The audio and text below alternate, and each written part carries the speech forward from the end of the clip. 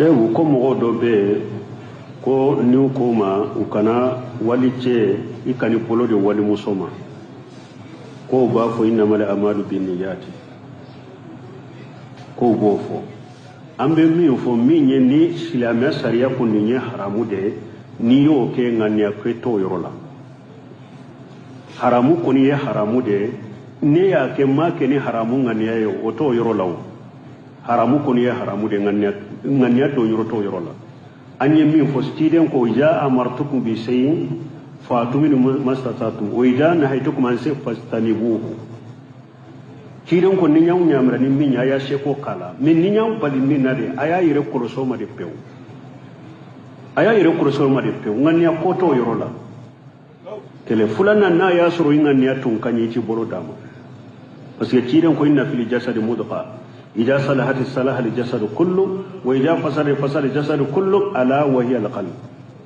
كيرين كو سوغو بو كلم بي فريكولو لا نا نيانا فريكولو بي نيانا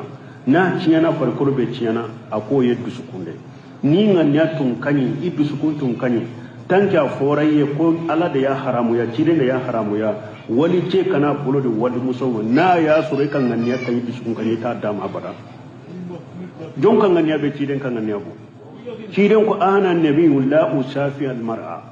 akon ne nabi nyuma de men netin bolo de wala musoma dondo la muso do aye letri ta ko abadi cide ma muso be hijabu ko fere aya bolo boni letri ko abadi cide ma me bolo jele ndote cide ma so kan letri mina ako parce que bolo min samana kana man ta do ce bolo do ube muso bolo do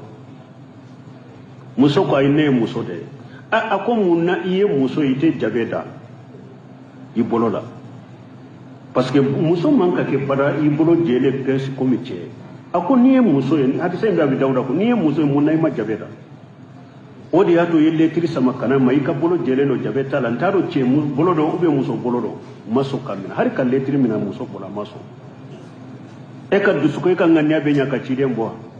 mo si kan nganya te nya ka ciden bo ciden ye min to ya ko haramu nganya ko to yede ibo to yede pini nganya kanyita te abada niya ke kan ngani inde mani bisku inde mani alaka hakim mandama subhanakallahumma rabbuna bihamdika ashhadu an la ilaha illa anta astaghfiruka wa atubu ilayk